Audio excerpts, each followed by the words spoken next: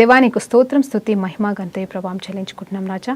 ఈ సమయంలో తండ్రి ప్రభా అద్భుతకరుడు, ఆలోచనకర్తవయ్యా, ఎలాంటి పాత్రనైనా మార్చగలవు, ఎలాంటి పాత్రనైనా నువ్వు గొప్ప చేస్తావని చెప్పేసి నైనా ప్రభా బైబిల్లో ఉన్న ఒక స్త్రీ గురించి ప్రభా ఇదిగో రాహబు గురించి మేము ఈరోజు ప్రత్యేకంగా ధ్యానిస్తుండగా ఆ బిడ్డ జీవితం, ఆ బిడ్డ సాక్ష్యమునైనా, ఆ బిడ్డ రక్షణ జీవితం ఏ రీతిగా ప్రభానైనా తండ్రి నిన్ను మహిమపరిచిందో ఆ ప్రార్థన జీవితాల గురించిన సత్యాలు మేము ఈరోజు నేర్చుకుంటుండగా కృప చూపించమని యేసుక్రీస్తు నామములో ప్రార్థన వేడుకుంటూ సమర్పిస్తున్నాం తండ్రి, ఆమేన్. ప్రైజ్ లార్డ్ అండి. దేవునికి మహిమ కలుగును గాక. ఈరోజు దేవుడు మనకిస్తున్న వాక్యాంశం ఏంటంటే రాహాబు యొక్క సాక్ష్య జీవితం, రక్షణ అండి. ఆమె సాక్ష్యం చెప్పి రక్షణ పొందుకుందండి. హల్లెలూయా. ఈరోజు చాలా చక్కటి మాట అండి ఇది. నేను రాహబు గురించి ఎప్పుడు ఆలోచన చేశాను. మత్తయి సువార్తలో రాహబు అంటే ఒక వ్యభిచారపు స్త్రీ, మరి ఎరుకో పట్టణము మీద గోడపైన ఇల్లు కట్టుకుని ఉంది. వేకుల వారు వచ్చినప్పుడు వాళ్ళకి సహాయం చేసింది, అందుకోసమే దేవుడు ఆమెకి రక్షణ ఇచ్చి ఉన్నాడు అనే దాని గురించి నేను ఆలోచన చేశాను. కానీ ఈ మధ్య కాలంలో అంటే కొన్ని రోజుల కింద, కొన్ని నెలల కింద ఈ స్త్రీ గురించి ప్రత్యేకంగా ధ్యానించాలనే తలంపు కలిగినప్పుడు, ఆమె గురించి ధ్యానించినప్పుడు అందరము మనం ఎట్లా ఉన్నామంటే, ఇప్పుడు నేనే కావచ్చండి, నా పాత రోత జీవితాన్ని దేవుడు మార్చివేసి మరి దేవుడు రక్షణ ఇచ్చిన తర్వాత నేను ఇప్పుడు సాక్షిగా బ్రతుకుతున్నాను. అయితే రాహబు జీవితం ఏమైందంటే ఆమె సాక్ష్యము చెప్పి రక్షణ పొందుకుందండి. హల్లెలూయా. ఉల్టా అంటే ఆమె ఫస్ట్ సాక్ష్యం చెప్పింది, ఆ తర్వాత రక్షణ పొందుకుంది, ఆ తర్వాత మన నోటి నుండి ఆమె సాక్ష్యం పొందుకుంటుంది. ఇప్పుడు ఆమె గురించిన సాక్ష్యం ఇప్పుడు నేను చెప్తున్నాను కదండి, ఆ రీతిగా ఆమె మన నోటి నుండి సాక్ష్యం పొందుకుంటుంది. దేవునికి మహిమ కలుగును గాక. అయితే ఈరోజు ఈ తల్లి గురించి మరి ఏం చెప్పాలనుకుంటున్నానంటే, మరి యెహోషువ గ్రంథంలో రాయబడింది. దానికంటే ముందు ఈమె గురించి బైబిల్లో 3 చోట్ల రాయబడి ఉంటుందండి. అంటే ఇంకా చాలా చోట్ల రాయబడింది, కానీ నాకు గుర్తున్నంత వరకు 3 అంశాలు ఇప్పుడు చెప్తాను. ఒకటి ఏంటంటే మత్తయి సువార్తలో మరి వంశావళి గురించి రాయబడినప్పుడు ఆమె ఎవరికి భార్య అంటే షల్మాయికి భార్య బోయాజుకి తల్లి అని రాయబడిందండి.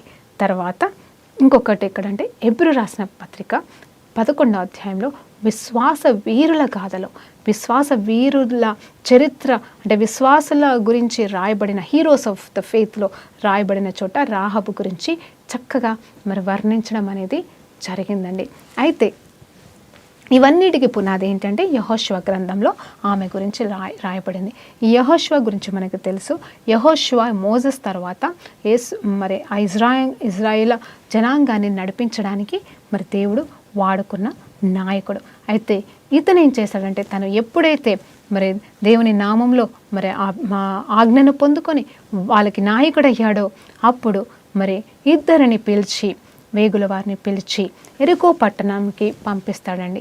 ఎందుకు పంపిస్తాడంటే అక్కడ పరిస్థితి ఎలా ఉందో, అక్కడ ఎలా ఉంది, అక్కడ వాళ్ళు ఎలాంటి వాళ్ళు ఉన్నారు, వాళ్ళకి ఎంత బలం ఉంది అనే దాన్ని మరి పరిశీలించడానికి వారికి ముందుగా అంటే వీరు యుద్ధానికి వెళ్ళడానికి ముందుగా మరి ఇద్దరిని వేగుల వారిని పంపించడం అనేది జరిగింది. ఆ పంపించినప్పుడు ఏమి జరుగుతుంది అంటే మరి వీళ్ళు వెళ్ళి ఎక్కడ దాక్కుంటారంటే, మరి వచనాన్ని చదువుతానండి, జాగ్రత్తగా వినండి. నూను కుమారుడైన యెహోషువ వేగుల వారైన 2 మనుషులను పిలిపించి, మీరు పోయి ఆ దేశము ముఖ్యముగా యెరికోని చూడడని వారితో చెప్పి ఫిలిష్తీయుల నుండి వారిని రహస్యముగా పంపెను. వారు వెళ్ళి రాహాబను ఒక వేశ్య ఇంట చేరి అక్కడ దిగగా, చూడండి, వేశ్య రాహాబు అనే ఒక వేశ్య ఇంట చేరి అక్కడ దిగగా దేశమును వేగు చూచుటకు ఇశ్రాయేలులో నుండి మనుషులు రాత్రివేళ ఇక్కడికి వచ్చినారని యెరికో రాజునకు వర్తమానము వచ్చెను. ఇక్కడ చూడండి, యెహోషువ అయితే ఇద్దరిని పంపించాడు. వారు ఎక్కడికి వెళ్ళారంటే వెళ్ళడమే ఆమె మరి ఆ కోట పైన ఒక ఇల్లు కట్టుకొని ఉందంట. అక్కడ రాహాబు అనే ఒక స్త్రీ వేశ్య ఉందంట. అక్కడికి వెళ్ళంగానే మరి అక్కడికి ఎందుకు వెళ్ళారో మనకి తెలియదండి, ఇది దేవుని ప్రణాళికనేమో. మరి అంతటా ఎక్కడికైనా వెళ్ళొచ్చు, కానీ మరి అక్కడికి ఎందుకు వెళ్ళారో మనకు తెలియదు. ఒక వేశ్య గృహంలోకి ఎందుకు వెళ్ళడం జరిగిందో మనకి తెలియదు. అక్కడ వాళ్ళు వెళ్ళి దాక్కున్నట్టుగా మనకు అర్థమైంది. అయితే వీళ్ళు వచ్చినట్టుగా అక్కడ వారందరికీ తెలియంగానే ఈ వీళ్ళని ఎతకడానికి వచ్చారంట. అంటే ఎవరో చెప్పే ఉంటారు ఇక్కడికి వెళ్ళారు అని చెప్పేసి. అప్పుడు వారిని ఎత్తుకుంటూ ఈ రాహాబు ఇంటికి వచ్చినప్పుడు ఈమె ఏం చేస్తుందో తెలుసా అండి, వాళ్ళని దాచిపెడుతుంది. వాళ్ళని దాచిపెట్టి, వారిద్దరిని దాచిపెట్టి, వారు వచ్చిన మాట నిజమే. చూడండి, వారు వచ్చారు కానీ వాళ్ళు వెళ్ళిపోయారు, ఇప్పటికీ వెళ్ళిపోయారు. కావాలంటే ఆ రూట్లో వెళ్ళిపోయారు, మీరు అట్లా వెళ్ళి చూడండి, మీకు దొరుకుతారేమో అని చెప్పేసి చెప్తారండి. ఇక్కడ వచనం అంతట్లో ఆ రీతిగా రాయబడింది. ఆ తర్వాత చూసినప్పుడు ఇక్కడ గైడెన్స్ కూడా ఇస్తుంది, మీరు తొందరగా వెళ్తే ఖచ్చితంగా పట్టుకుంటారు, వాళ్ళు వచ్చిన మాట నిజమే కానీ వాళ్ళు వెళ్ళిపోయారంటది. ఆ తర్వాత వాళ్ళ దగ్గరికి వెళ్తుంది, వాళ్ళని ఇంటి పైన, గుమ్మం పైన, అంటే ఇంటిలో మరి అక్కడ వాళ్ళని దాచిపెట్టినట్టుగా ఒకటి ఉంటుంది, ఒక రాసి వేసి దాని మీద దాచిపెడుతుందంట. వారిద్దరిని పైకి ఎక్కించి జనుప కట్టెలో వారిని దాచిపెట్టెను అంట. ఆ మనుష్యులు యోర్దాను దాటి రేవుల మార్గంలో వారిని తరిమిరి తరుమపోయిన మనుషులను బయలు వెళ్ళితోడనే గనిని వెళ్ళిపోయాను అంట. వాళ్ళైతే వెళ్ళిపోయారు, ఎత్తుకోవడానికి వెళ్ళిపోయారు. అయితే ఆ వేగుల వారు మరి అక్కడ ఉన్నప్పుడు జరిగిన సంఘటన ఏంటంటే, పండు కొనుపు ఆమె వారున్న మిద్దె మీదకెక్కి వారితో ఇట్లను చూడండి, వాళ్ళని కాపాడింది, రక్షించింది, వాళ్ళని అక్కడ ఉంచుకుంది, అక్కడ పెట్టుకుంది. తర్వాత వాళ్ళు పడుకోకముందు వాళ్ళతో ఒక మాట అంటుంది ఏంటంటే, అయ్యా చూడండి, సహాయం చేసింది, మరి వాళ్ళని కాపాడింది. దాని వెనకాల ఉన్న కారణం ఏంటనేది ఇక్కడ క్లియర్గా రాయబడుతుంది. చూడండి, యెహోవా ఈ దేశమును మీకు ఇచ్చుచున్నాడనియు మీ వలన మాకు భయము పుట్టుననియు మీ భయము వలన ఈ దేశం నివాసులందరూ ధైర్యము చెడుదురనియు నేను ఎరుగుదును అని చెప్తున్నాడు. ఇక్కడ చూసినప్పుడు ఇక్కడ దేవాది దేవుడు మరి ఈమెకి కనువిప్పు ఏమి ఇచ్చాడనేది చూస్తే, యెహోవా ఈ దేశమును చూడండి, యెహోవా ఈ దేశమును మీకు ఇచ్చుచున్నాడనియో మీ వలన మాకు భయము పుట్టి ఉన్నది. ఏం చెప్తుందండి ఇక్కడ రాహాబు ఏం చెప్తుందంటే సాక్ష్యం చెప్తుందండి. ఎవరికి చెప్తుంది సాక్ష్యము? ఇదిగో ఆ వేగుల వారికి చెప్తుంది. ఏమని సాక్ష్యం చెప్తుందంటే, యెహోవా ఈ దేశమును మీకు ఇచ్చుచున్నాడనియో మీ వలన మాకు భయము పుట్టుననియో మీ భయము వలన ఈ దేశవాసులందరికీ ధైర్యము చెడినదనియో నేను ఎరుగుదును. మీరు ఐగుప్తు దేశముల నుండి వచ్చినప్పుడు మీ ఎదుట యెహోవా ఎర్ర సముద్రమును మీరును ఎలాగూ ఆరిపివేసిరో, యోర్దాను తీరమునున్న అమోరియాలిద్దరు రాజులని సియోనులను ఒకరు మీరు ఎలా తీసివేసిరో, అనగా మీరు వారిని ఎలాగూ నిర్మూలము చేసిరో ఆ సంగతులు మేము వింటిమి. చూడండి, ఇక్కడ ఒక వేశ్య దేవాది దేవుడు యెహోవా దేవుడు వీరు పక్షాన యుద్ధము చేసి అన్యరాజులను ఎలా నాశనం చేస్తున్నాడు, ఆడ ఎర్ర సముద్రం ఎట్లా 2 పాయలుగా చేశాడు, ఎలాగ అద్భుతములు చేశాడో ఇవన్నీ మేము విన్నామని చెప్తుంది. ఒక వేశ్య కూడా విన్నదంట. విని ఏమంటుందంటే, మేము ఇప్పుడు చూడండి మేము వినినప్పటి నుండి మా గుండెలు భయముతో ఉన్నవి. అంత మాత్రమే కాదు, మీ దేవుడైన యెహోవా సైన్య ఆకాశమందున్న క్రింద భూమి అందును, పైన ఆకాశము మందును క్రింద భూమి అందును దేవుడే. మీ దేవుడు తప్ప వేరే దేవుడు లేడు. మీ ఎదుట ఎట్టి మనుషులకైనను మరి ధైర్యము చెడునని మరి నాకు అర్థమవుతుందని చెప్తూ దేవాది దేవుని గురించి సాక్ష్యము చెప్తుంది. అయితే 12వ వచనంలో ఒక మాట అంటుంది. ఏమంటుందో తెలుసా అండి? నేను మీకు ఉపకారము చేస్తుని గనుక అవునండి, నేను సాక్ష్యము చెప్తున్నాను. ఇక్కడ ఆమె సాక్ష్యం చెప్తుంది, నేను సాక్ష్యం చెప్తున్నాను. ఇక్కడ ఏమంటుందంటే, మీ దేవుడు గొప్ప దేవుడు, మీ దేవుడు ఈ రీతిగా చేశాడు, ఆ రీతిగా చేశాడు, ఇంత కార్యములు చేశాడు, అందరూ భయపడుతున్నారు, ఖచ్చితంగా ఈ దేశాన్ని కూడా నాశనం చేస్తాడని మా అందరికీ అర్థమైపోయింది. కాబట్టి ఇప్పుడు సరే మీరంతా పట్టణాన్ని కూడా నాశనం చేస్తారని నాకు తెలుసు. నేనెందుకు మిమ్మల్ని కాపాడానంటే, ఇదిగో నేను మిమ్మల్ని కాపాడినందుకన్నా ఒక్క చక్కటి మాట అంటుంది ఏంటంటే, నా తండ్రిని, నా తల్లిని, నా రక్త సంబంధికులని, నా అన్నదమ్ములని దయచేసి మీరు జ్ఞాపకం చేసుకొని మమ్మల్ని నిర్మూలము చేయొద్దని ఆమె వారిని అడుగుతుందండి. వెంటనే వారు కూడా ఏమంటారంటే, సరే నువ్వు మాకు చేసిన ఈ సహాయానికి మేము తప్పకుండా మిమ్మల్ని కాపాడుతాము, కానీ దీనికి నువ్వే సాక్ష్యం ఏంటంటే, మరి మా వల్ల కాదు, మీరెవరో మాకు తెలియదు, కాబట్టి ఎవరెవరైతే మేము మరి ఈ దేశాన్ని నాశనం చేయడానికి మేము వచ్చినప్పుడు ఎవరెవరైతే ఈ ఇంట్లో ఎవరైతే ఉంటారో నీకు సంబంధించిన వారు, వారిని మాత్రమే మేము కాపాడుతాం, వారు కానీ ఈ ఇంటి బయట ఉంటే మాకు సంబంధం లేదు, దానికి దేవుడే సాక్షి అని చెప్పేసి వాళ్ళు అంటారు. అప్పుడు ఇంకొక మాట కూడా అంటాడు, ఈ కిటికీకి అంటే ఒక కిటికీ నుండి వాళ్ళని పంపించేస్తుందని, ఆ కిటికీకి ఒక ఎర్రటి దారాన్ని కట్టమని కూడా వాళ్ళు సలహా ఇస్తారు. ఆ ఎర్ర దారం కట్టడానికి అర్థమైందంటే అది రక్షణకి గుర్తు. చూడండి, థ్రెడ్ అంటే చూడండి మరి ఎర్రటి రక్షణ దారం అనేది మరి ఆ కిటికీకి ఆమెని కట్టుకోమని సూచనగా మరి దేవుడు వాళ్ళకి జ్ఞాపకం చేసి ఉన్నాడు. అంటే వాళ్ళకి ఆ ప్రేరేపణ వచ్చింది. మరి ఆ టైంలో మరి యేసుప్రభు రక్తమే లేదు, కానీ ఆ సూచన రక్షణకి గుర్తుగా రెడ్ దారాన్ని ఎంత చక్కగా ఈమె విశ్వాసంతో కట్టింది. మరి ఆ సూచన కార్యము చేసింది. ఆ తర్వాత మరి వాళ్ళనైతే సురక్షితంగా పంపించేసేసిందని వాళ్ళైతే వెళ్ళిపోయారు. ఆ తర్వాత వాళ్ళు కూడా ఒక మాట అన్నారు, ఒకవేళ ఇంట్లో ఎవరు లేకపోతే మేమైతే రెస్పాన్సిబుల్ కాదని డైరెక్ట్గా చెప్పేశారు.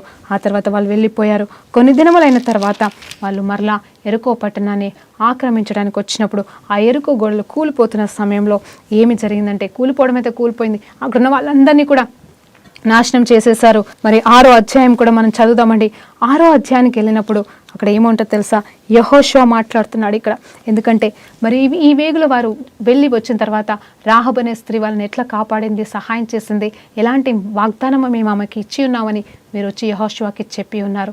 ఆ తర్వాత ఈ 6వ అధ్యాయంలో చూసినప్పుడు మరి అక్కడ మరి ఆ కొల్ల సొమ్ము పట్టుకోవడానికి వెళ్ళినప్పుడు, వాళ్ళందరినీ నాశనం చేయడానికి వెళ్ళినప్పుడు అక్కడ యెహోషువ గారికి జ్ఞాపకం వచ్చి వెంటనే వారితో చెప్తాడు.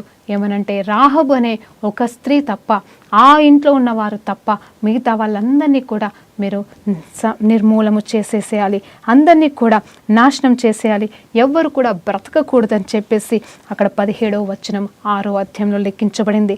ఆ తర్వాత చూస్తే యెహోషువ ఆ వేశ్య ఇంటికి వెళ్ళి మీరు ఆమెతో, చూడండి మళ్ళీ ఇంకొక వచనం 22వ అధ్యాయంలో 22వ వచనంలో కూడా యెహోషువ ఎవరితో చెప్తున్నాడు ఇక్కడ, ఎవరైతే ఆమె దగ్గర సహాయం పొందుకున్నారో వాళ్ళని పిలిచి చెప్తున్నాడు, మీరు ఎవరి దగ్గర అయితే సహాయం పొందుకున్నారో ఆమె దగ్గరికి వెళ్ళి ఆమె ఇంటిలో వాళ్ళందరినీ మరి కాపాడులాగా, వారిని రక్షించులాగా మీరు చూసుకోండి అన్నప్పుడు వెంటనే వాళ్ళు వెళ్ళి అక్కడ ఆమెని, ఆమె తల్లిదండ్రులని, అన్నతమ్ములని మరి కాపాడడం అనేది జరుగుతుంది.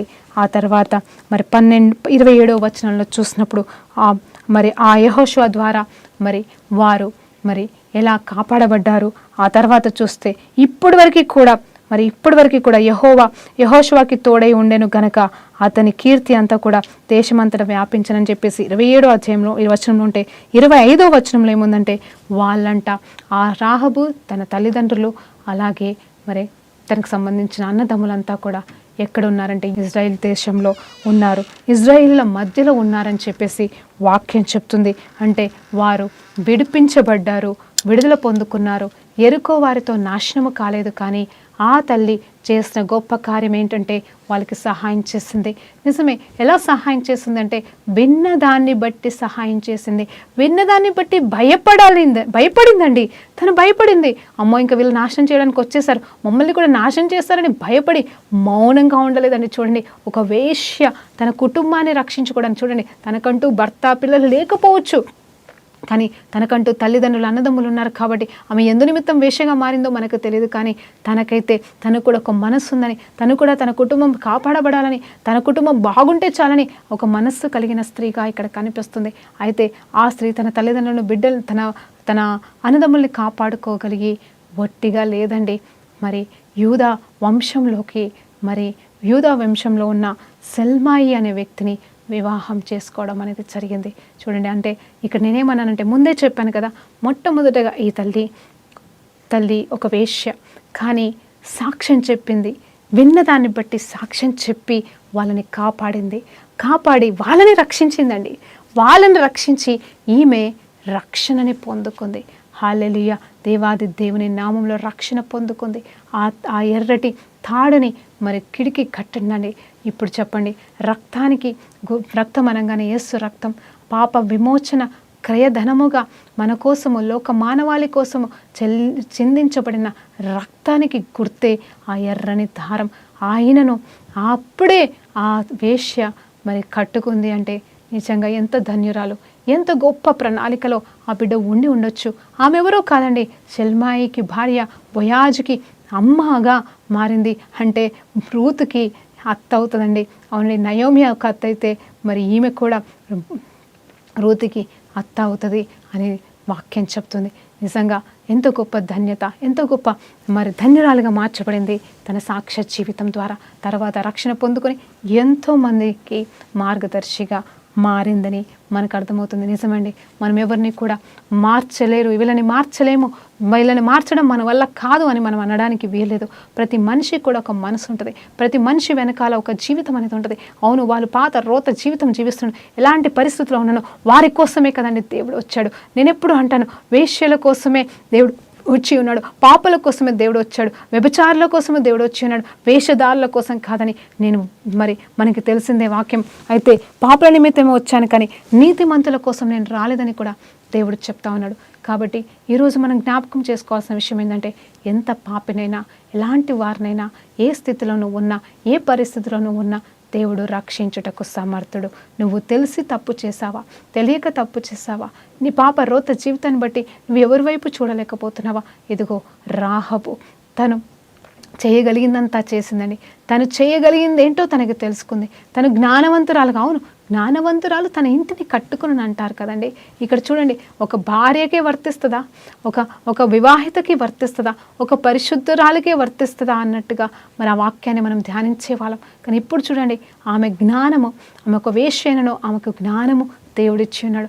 ఆ జ్ఞానాన్ని వాడుకొని వాళ్ళని కాపాడి, అంటే నిజం చెప్పాలంటే ఒకవేళ వాళ్ళు దొరికుంటే ఈమె చనిపోయేది, వాళ్ళిద్దరూ చనిపోయేవారు, అందరూ వాళ్ళ కుటుంబ సభ్యులు కూడా మరి ఇజ్రాయెలీట్స్ ద్వారా నాశనం అయిపోయేవారు. కానీ ఈమె తీసుకున్న మంచి నిర్ణయాన్ని దేవుడు ఆమోదించి, దేవుని ఉన్నత ప్రణాళికలో ఆ బిడ్డ ఉంది కాబట్టి ఆమెని కాపాడాడు. ఆమె ద్వారా వారిద్దరిని దేవుడు కాపాడాలనుకుంటే వీళ్ళిద్దరిని ఏ రకంగా కాపాడుతాడండి. అవును, మరి మోసెస్ సమయంలో 12 మంది వేగుల వారిలో మరి 40 దినాలముల పాటుగా వాళ్ళు తిరిగినప్పుడు వాళ్ళు ఎవరికి చెక్కబడలేదే, వాళ్ళు ఎవరికి దొరకలేదే. వారు 40 రోజులు చక్కగా తిరిగారు, వాళ్ళని చూసి వీళ్ళు భయపడ్డారు, కానీ వీళ్ళైతే వాళ్ళ కంటికి పడలేదే. వాళ్ళు చక్కగా వచ్చారు, ఎన్నో ద్రాక్ష గెలల్ని మరి అక్కడ ఉన్న వాటిని అన్నింటిని తీసుకొని వచ్చారు, సురక్షితంగా వచ్చారు. 12 మందిలో ఒక్కరు నాశనం కాలేదు. వచ్చి వాళ్ళు ఏం చేశారంటే 10 మంది రాంగ్ రిపోర్ట్ ఇచ్చారు, 2 పాజిటివ్ రిపోర్ట్ ఇచ్చారు, మనకి తెలిసిందే. ఇక్కడ కూడా అలాగే సురక్షితంగా దేవుడు వాళ్ళని సురక్షితంగా కాపాడి తీసుకొచ్చిన దేవుడు ఆ 12 మందిని వాళ్ళకున్న నెగిటివ్ భయాన్ని బట్టి వాళ్ళని ఒక్కడే వదిలిపెట్టకుండా సురక్షితంగా అయితే తీసుకొచ్చాడు. అదే వాళ్ళకి సాక్షార్థకరం అయిపోయింది. కానీ ఇక్కడ చూసినప్పుడు ఈ ఇద్దరిని కూడా కాపాడవచ్చు దేవుడు. దానికోసం రాహబే అక్కర్లేదు, కానీ రాహబు పట్ల దేవుని ప్రణాళిక ఉంది, అనాది ప్రణాళిక ఉంది. కన్న తల్లి గర్భంలో ఉండక ముందుగానే రూపించిన దేవుడు, భూమికి పునాదులు వేయక ముందుగానే రూపించిన దేవుడు, ప్రణాళిక కలిగి ఉన్న దేవుడు, ఈ బిడ్డ ఎప్పుడు ఎక్కడ పుట్టాలో తెలిసిన దేవుడు. ఆ ఎరుకో పట్టణంలో ఆ గోడ పైన ఎందుకు పెట్టి ఉన్నాడో మనకి తెలియదు, కానీ ఇదిగో ఆమె అయితే యూదా వంశస్థురాలుగా, యూదా కోడలుగా మరి దేవుడు అంటే యూదా వంశస్థులోనికే అడుగుపెట్టి మరి యేసు ప్రభు వారికి నానమ్మ ముత్తాతమ్మ అవ్వడం అనేది జరిగింది. హల్లెలూయా! ఎంత గొప్ప జీవితాలండి. నిజంగా మన జీవితాలని కూడా మనం ధ్యానించుకుంటే మన జీవితాలేమో దేవుడు అద్భుతం చేశాడు. అవునండి, నేను చాలామందిని చూస్తూ ఉన్నా, వింటూ ఉన్నాను. నేను కూడా ఎన్నోసార్లు తప్పులు చేస్తూ ఉన్నప్పుడు భయం వేస్తుంది, అయ్యో ప్రభా, నా జీవితంలో నా సాక్ష్యం అయితే నేను పొడగొట్టుకోకూడదు. అవునండి, మన జీవితంలో మనం కాపాడుకోగలిగింది సాక్ష్య జీవితం. మన సాక్ష్య జీవితం మనం పొడగొట్టుకోకూడదు, రక్షణని పొడగొట్టుకోకూడదు. రక్షణ పోదు, కానీ రక్షణ లేని వారిలాగా మనం జీవించకూడదు. రక్షణ పొందుకున్న మనము మరి దేవునికి ఆయాసకరంగా బ్రతకూడదు. నలుగురు దృష్టిలో మనం నిజమైన విశ్వాసులుగా జీవించాలంటే నిజమైన సాక్షార్థకరమైన జీవితం. కేవలం నేను ఎప్పుడు అందరికీ చెప్తాను, సాక్ష్యం చెప్పుట కాదు, సాక్షిగా జీవించు. సాక్ష్యాలు అందరూ చెప్తారు, దేవుడు నాకు ఇది చేశాడు, అది చేశాడు. అమ్మా, మీరు దేవుడిని ఎందుకు నమ్ముకున్నారు అంటే, నిజమే, అవును, ఎందుకే నమ్ముకున్నాను, దేవుడి మా పట్ల కార్యం చేశాడు, అందుకోసమే మీ రీతిగా మేమందరము నా కుటుంబ సమేతంగా దేవుని నమ్ముకున్నాము, విగ్రహాలని పడేసాము, వాట్ ఎవర్ ఇట్ మేబీ, ఇంకా మేము రక్షణలోకి వచ్చామని సాక్ష్యం చెప్తున్నాం. కానీ సాక్ష్యం చెప్పిన తర్వాత నిజమైన సాక్షార్థకరమైన జీవితాన్ని మనం జీవిస్తున్నామా అని దేవుడు ప్రశ్నిస్తున్నాడు ఈరోజు. చాలామంది మరి ఇక్కడేమే ముందే సాక్ష్యం చెప్పింది. ఏమని సాక్ష్యం చెప్పిందండి? మీ దేవుడు గొప్ప దేవుడు, మీ దేవుడి గురించిన భయం మాకు ఉన్నది, కాబట్టి మీరు మాకు మేలు చేస్తారనే ఆశతో, ఆలోచనతో నేను మిమ్మల్ని కాపాడినందుకు చూడండి, దేవాది దేవుడు ఎంతగా ఈమెను దీవించాడంటే ఈమె సాక్ష్యం చెప్పి రక్షించి రక్షణ పొందుకుందండి. హల్లెలూయా! ఇప్పుడు మనం ఏంటంటే మనం ఫస్ట్ రక్షించబడుతున్నాము, రక్షించబడి సాక్ష్యం చెప్తున్నాము, సాక్ష్యం చెప్పి సాక్షిగా జీవిస్తున్నామా? హల్లెలూయా! మరి నా జీవితాన్ని పరిశీలించుకునే వారము మనమే ఉన్నాము. మన గురించి మనకే తెలుసు, ఒకరు చెప్పాల్సిన అవసరం లేదు. అవును, ఎవరు చెప్పేవారు లేకపోతే ఇదిగో వాక్యం చెప్తుంది. మన జీవితాల్లో ఈ వాక్యం అనే అర్థం మనకు ఎప్పుడు ఉంటుందండి. నిత్యము మనల్ని ప్రేమించే దేవుడు మనకు తోడుగా ఉంటాడు. ఆయన నడిపిస్తూనే ఉంటాడు. ఇంకా ఎంతోమంది జీవితాల గురించి మనం ధ్యానించవచ్చు. తామర జీవితం కూడా ఎంతో అస్తవ్యస్తమైన జీవితం. ఆ బిడ్డ జీవితాన్ని అయితే దేవుడు ఎట్లా మలుచుకున్నాడు అంటే ఆమెని మరి ఒక సమయంలో ఆమె ఒక వ్యభిచారిగా నిలబడాల్సి వచ్చింది. ఒక వ్యభిచారి స్థానంలో నిలబడాల్సి వచ్చింది. ఆమె అయితే వ్యభిచారి కాదు, కానీ దేవుని వంశావళిని కాపాడుకోవడానికి, దేవుని నామాన్ని నిలబెట్టడానికి, తన భర్త నామాన్ని కాపాడుకోవడానికి మరి ఆమె ఒక వేశ్యలాగా వెళ్ళాల్సి వచ్చింది. మరి వెళ్తే దేవుడు ఎట్లా ఆశీర్వదించాడు తెలుసా అండి? తనని కూడా యూదాకి మరి భార్య కాలేదు, కానీ కోడలయ్యింది. మరి ఆమెని దేవాది దేవుడు ఆమెను కూడా యూదా వంశావళిలో మరి యేసు ప్రభు వంశావళిలో చేర్చుకున్నాడు.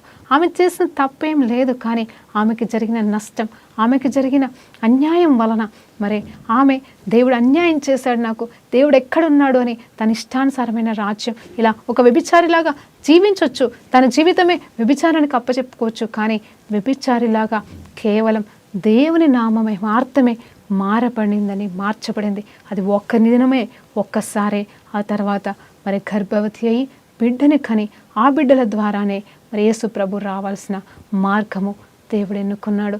నిజమండి, దేవుడు ఎవరిని కాపాడతాడో వాళ్ళని కాపాడతాడు, ఎవరిని నాశనం చేస్తాడు.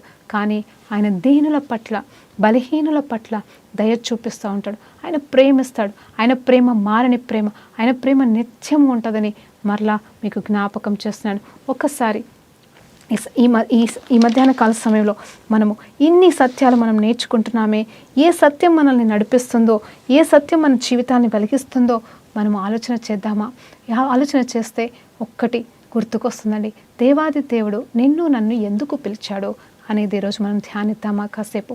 ఒక్కసారి ఇప్పుడు ఈ ముగింపులో నేను కావాలని మెల్లిగా చెప్తున్నాను, ఎందుకంటే కొన్ని విషయాలు తొందరపడి చెప్పొచ్చు, ఫాస్ట్గా వెళ్ళిపోవచ్చు, కానీ ఆత్మదేవుడు నన్ను ఆపి మరీ చెప్పిస్తున్నాడు. ఏంటంటే నీ జీవితంలో నువ్వేమై ఉన్నావు, ఇదిగో నిన్నటి వరకు నీ జీవితం ఎలా ఉంది, ఈరోజు నువ్వేం చేయాలనుకుంటున్నావు, రేపు నువ్వు ఏమి చేయాలని ఉద్దేశించి నిలబడుతున్నావు. ఇదిగో నా పని అయిపోయింది, నేను ఇంకా బ్రతకను, నాకు అవసరం లేదనుకుంటున్నావా? ఈ పాడు బ్రతుకు వద్దు, ఆలోచన నుండి బయటకి రా. ఎందుకంటే నా జీవితాన్ని మార్చిన దేవుడు, ఇదిగో రాహబు జీవితాన్ని మార్చిన దేవుడు, ఎవరి జీవితాన్నైనా మార్చగల శక్తి గల దేవుడు ఈరోజు నీ జీవితాన్ని మారుస్తున్నాడు. బిడ్డ, దేవుడు నీతోనే డైరెక్ట్గా మాట్లాడుతున్నాడు. ఆత్మస్వరూపి అయిన దేవాది దేవుడు నా ద్వారా నీతో మాట్లాడుతుంది. అంటే ఇదిగో నువ్వు చనిపోవాలనుకుంటున్నావు, కానీ నువ్వు చనిపోవాలని దేవుని చిత్తము కానే కాదు. నువ్వు చనిపోవాల్సిన అవసరమే లేదు. నువ్వు ఎలాంటి దానివైనా, నువ్వు ఎలాంటి వాడివైనా ఇదిగో నా వైపు రా. ఇదిగో నేను జీవితాల్ని మార్చే దేవుడను, ఇదిగో అందరి జీవితాల్ని వెలిగించే శక్తి నాకుంది. ఇదిగో నీవు నాయందు అతిశయించు, నాయందు ఆనందించేవాడిగా నేను చేస్తానని దేవుడు మాట్లాడుతున్నాడు. నువ్వు ఇప్పటి వరకు నీకున్న దాన్ని బట్టి అతిశయించి మోసపోయావా? నీకున్న దాన్ని బట్టి వేదన కలిగి ఉన్నావా? నీవు పొడగొట్టుకున్న దాన్ని బట్టి అంగలారుస్తున్నావా? దేవుడు చెప్తున్నాడు, నువ్వు ఏది పొడగొట్టుకున్నా నువ్వు నన్ను పొడగొట్టుకోకు అని మాట్లాడుతున్నాడు. నువ్వు ఏది లేకపోయినా నేను నీకున్నానని మాట్లాడుతున్న దేవాది దేవునితో ఒక్కసారి నువ్వు మోకరించి ప్రార్థన చేస్తావా? ఆయన మాట్లాడబోతున్నాడు నీతో ఈ సమయంలో. హల్లెలూయా రాజా, నీకు స్తోత్రం. రీఖాబాల నా కాసిక తూరి కలబ చందరని కాసిక తూరి కలబ. అవును, ఇది ఒక ఆరాధన, మరి ఆరాధన సమయముగా తీసుకో. ఎందుకో తెలీదు, ఏ రోజైనా నేను వాక్యమే చెప్తాను, కానీ దేవాది దేవుడు ఈరోజు నన్ను ప్రేరేపిస్తున్నాడు ఆరాధనలోకి నడిపించమని, మిమ్మల్ని ఆరాధనలోకి నడిపించమని, ఆయనకి సమర్పించేలాగా నడిపించమని దేవుడు మాట్లాడుతున్నాడు నా ద్వారా. కాబట్టి సమర్పించుకో, నీ జీవితాన్ని సమర్పించు. ఆయన నీ రోత పాత జీవితాన్ని మార్చగల శక్తి గల దేవుడు. కాబట్టి నీ నామాన్ని ఆయన హెచ్చించగలడు, నీ నామాన్ని ఘనపరచగలడు. ఇదిగో వేశ్యల జీవితాన్ని సైతం పరిశుద్ధ బైబిల్ గ్రంథంలో ఎక్కించి లిఖింపచేసి ఆయన వంశావళిలో చేర్చుకున్న దేవాది దేవుడు ఈరోజు నీ నామాన్ని కూడా మార్చి, నీ జీవితాన్ని కూడా మార్చి ఆయన జీవపు గ్రంథంలో లిఖించబోతున్నాడని దేవుడు మాట్లాడుతుండగా బలపరచబడు. హల్లెలూయా. రీఖాబాల నా కాసిక తూరి ఖాబా చంద్రని కాసిక తూరి కలబ ఓ రీఖాబా చంద్రని కాసిక తరబ అర్పించు. ఆయనకి నీ జీవితాన్ని అర్పించు. నీ సన్నిధిలో ఉన్నాను ప్రభు అని ఆయనకి నీ జీవితాన్ని సాగిలపడి సమర్పించుకోమని దేవుడు చెప్తున్నాడు. పరిశుద్ధుడా నైనా నీకు స్తోత్రం. రీఖాబా బాలన కాసిక తూరి కలబషంద్రని కాసిక తూరి కలబషికంద్ర. ఎంతమంది అయితే అనారోగ్యంతో బాధపడుతున్నారు, దేవుడు ముట్టుతున్నాడు ఈ సమయంలో. ఎంతమంది అయితే బాధతో వేదనతో ఉన్నారు, దేవుడు ముడుతున్నాడు వాళ్ళకి. ఎంతమంది అయితే ఇరుకులు ఇబ్బందులు ఉన్నారో వాళ్ళని దేవుడు విడిపిస్తున్నాడు ఈ సమయంలో. ఎంతమంది అయితే ఇదిగో మా పని అయిపోయింది, ఇంకా మాకెవరు దిక్కులేరని, ఇదిగో నీ అప్పుల భారాన్ని బట్టి వెసిగిపోయి వెస్సారిపోయి ఉన్నావా, దేవుడు నీతో మాట్లాడుతున్నాడు. ఏమని అంటే, ఇదిగో నా తట్టు తిరుగు, నా తట్టు తిరుగు, నేను నీ తట్టు తిరుగుతున్నానని చెప్తున్నాడు. అవును, ఆయన మాట్లాడుతున్న దేవుడు. కాసిక తూరి కవశంద్రవ ఓ రీ బాలన కాసిక తూరి కలవశకంద్రవ. నువ్వు ఎవరివైనా సరే మోకరించు, నువ్వు ఎక్కడున్నా సరే మోకరించు. నువ్వు నా స్వరం వింటున్నావా, మోకరించు. దేవుడు మాట్లాడుతున్నాడు. ప్రత్యేకమైన అభిషేకం నీ పైన కుమ్మరించబడుతున్నాగా, దేవుని అభిషేకం నీ పైన కుమ్మరించబడుతున్నాయి. ఇదిగో ఆయన పరిశుద్ధత అనే వస్త్రము నీ మీద కుమ్మరించబడుతున్నాగా, ఆయన ప్రేమ అనే వస్త్రం నీ పైన కుమ్మరించబడుతున్నాగా. దేవుడు నిన్ను దీవిస్తున్నాడు. దేవుడు నేను ఎంతో మందికి ఆశీర్వాదకరంగా చేయబోతున్నాడు. ఓ నా బిడ్డ, ప్రియ బిడ్డ, దేవుడు నీతో మాట్లాడుతున్నాడు. ఈ సమయంలో నీతో మాట్లాడుతున్నాడు. రీఖా బాలన్న కాసిక నీతో మాట్లాడుతున్నాడు.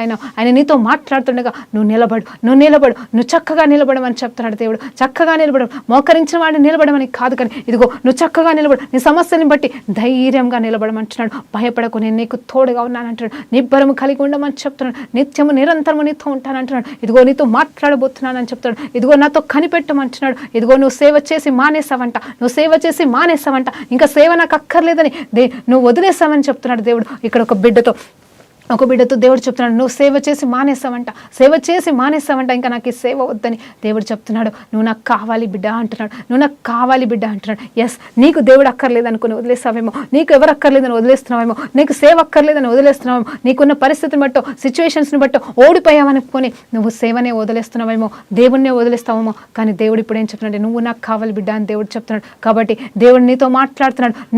నువ్వు కావాలన్న దేవుని విడిచి ఎక్కడికి పోతావు? నువ్వు కావాలన్న దేవుని విడిచిపెట్టి ఎక్కడికి పోదాం అనుకుంటున్నావు? ఈరోజు దేవుని దగ్గర సాగిలపడు. నా అయ్యా నేను సమర్పిస్తున్నానని చెప్పి సమర్పించుకో. ఆయన సన్నిధిలో సమర్పించుకొని ఆయనతో మాట్లాడు. ఎందుకంటే నీ స్వరం వినాలని కోరుకుంటున్నాడు. ఆయన మాట్లాడుతూనే ఉన్నాడు, నువ్వు తృణీకరిస్తున్నావు. కానీ ఈరోజు నీ స్వరం వినాలనుకుంటున్నాడు, నువ్వు సమర్పించుకునే స్వరం వినాలనుకుంటున్నాడు. నీలాగా ఉండాలని నువ్వు చెప్పే మాట వినాలనుకుంటున్నాడు. కాబట్టి ఆయనకి సమర్పించుకో బిడ్డ. హల్లెలూయా. ప్రార్థనతో ముగించుకుందాం. పరిశుద్ధ గొప్ప దేవానికి స్తోత్రమయ్యా. ఈ రోజు ప్రభా నైనా తండ్రి, నువ్వు ఎంతమంది జీవితాలని వెలిగిస్తున్నావో నీకు మహిమ, ఎంతమంది జీవితాలని రక్షణలోకి నడిపిస్తున్నావో నీకు మహిమ, ఎంతమంది అయితే నేను కాదని వెళ్ళిపోయినారో వారందరినీ ప్రభా నీ వైపు మరలా ఆకర్షించుకుంటున్నందుకు నీకు వందనాలు. అంత మాత్రమే కాదు ప్రభా, వారిని ప్రభా ఎంతో మంది నీ వైపు ఆకర్షించే బిడ్డలుగా, నీకు సాక్షార్థకరంగా జీవించే బిడ్డలుగా, నీ కోసము నీ నామంలో సాక్ష్యం చెప్పే బిడ్డలుగా వాడుకోబోతున్నందుకు వందనాలు. ఇదిగో ఎవరినైతే సేవ విడిచిపెట్టిన బిడ్డ ఉందో ఆ బిడ్డని ప్రభా నాయనా తండ్రి నువ్వు కావాలని కోరుకుంటూ మరలా గొప్ప సేవ ప్రభా, పాత సేవ కంటే గొప్ప సేవ, నూరంతల సేవ ఆ బిడ్డ ద్వారా నువ్వు తిరిగి ఆరంభించబోతున్నందుకు మీకు వేలాది కోట్లాది వందనాలు తెలియజేసుకుంటూ, రాహబు జీవితాన్ని మార్చిన దేవ, మా జీవితాన్ని మార్చినందుకు మీకు వేలాది కోట్లాది వందనాలు తెలియజేసుకుంటూ యేసుక్రీస్తు నామములో ప్రార్థన కూడా సమర్పిస్తున్నాం తండ్రి. ఆమేన్.